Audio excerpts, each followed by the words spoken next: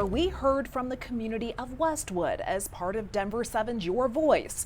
Your Voice is a commitment to showcasing communities not often covered by the local news. Westwood is a West Denver neighborhood that is predominantly Latino with a rich history of Latin-inspired wall murals, restaurants, and other businesses. Denver7's Micah Smith joins us now. She delivered that beautiful story, and she's here to tell us more about that community. Micah, tell us some of the most interesting things that you learned about the neighborhood of Westwood. Well, Jessica, as I was digging into the history of Westwood, one interesting thing I thought was pretty incredible was that it was actually founded by P.T. Barnum of Barnum and Bailey, the circus that we are very well aware of. And that land that is now Westwood was purchased in 1882.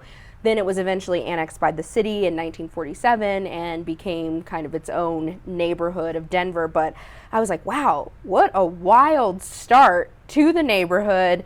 And now it is still very vibrant, not necessarily with a circus, but with culture and art. And it's just a very beautiful, entertaining place to be. Such rich history. And Micah, I know you heard from community members about the challenges there, like so many other communities in Colorado. And you plan to highlight some of those challenges and potential solutions in a follow-up next week? I do. There were three main challenges that really stuck out to me. The first one was displacement. We talked to several residents who say it is becoming more and more difficult to actually afford to stay in this neighborhood that they love so much. And they say they know this challenge isn't necessarily unique to Westwood, but it really is an issue when you start to look at the income levels of the neighborhood. And so just staying there is tough. The other issue is safety.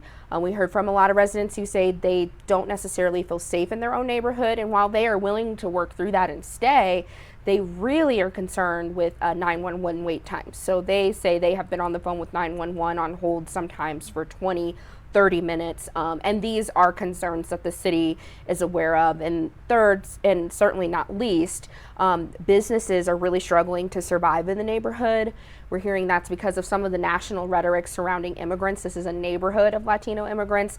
And then also just the volatility of the economy. A lot of people are scared to spend money right now, and these are all local businesses, all depending on support from local residents. So if they're not spending money, these business owners can't survive. And in some cases, they're seeing their revenue drop by 50%. So those are all issues we'll explore over the next few weeks. Really tough challenges. I can't wait to see that follow up next week. Micah, thank you. Thank you.